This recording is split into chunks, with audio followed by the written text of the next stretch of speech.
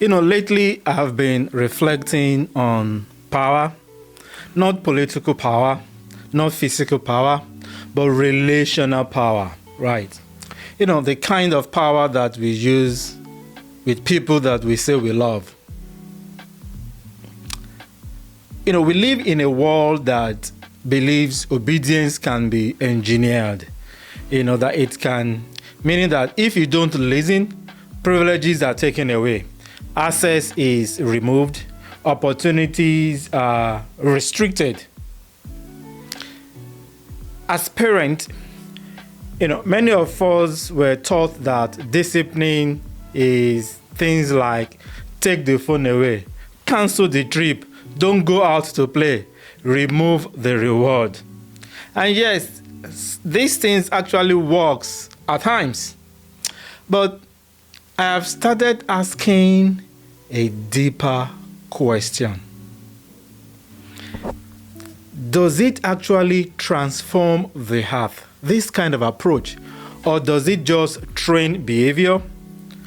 Does taking away privileges actually form and transform character, or does it simply create compliance?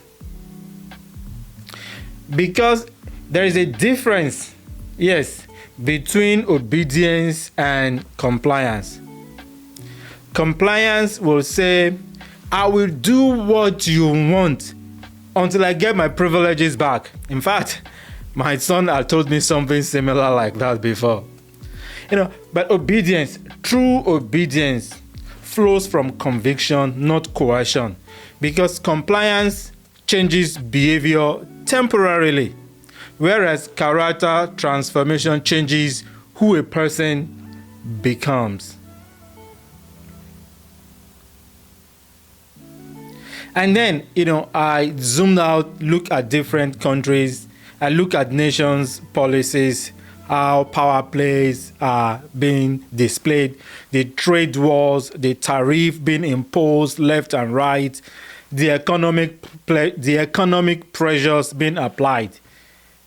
These are not always to build partnership, but to force alignment. And again, I wondered, is this about transformation or control? Then I asked myself something even deeper. Does God relate to us this way?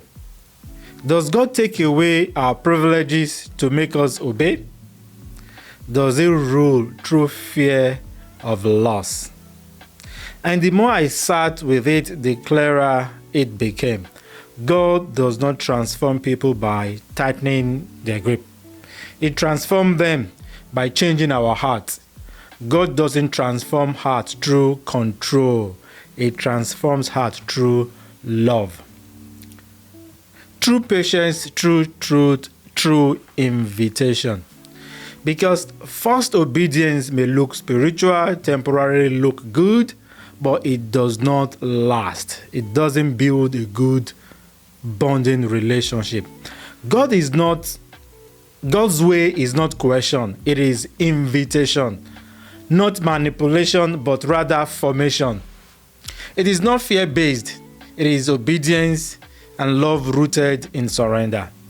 Because character is not produced under threat. Nope. It is formed under truth, patience, and grace. So, here is the question I'm still wrestling with. And maybe you should too. If control creates compliance, but love creates transformation, then what kind of power are we really called to use? Well, I don't have all the answers. Oh, nope, I don't. I don't have all the answers.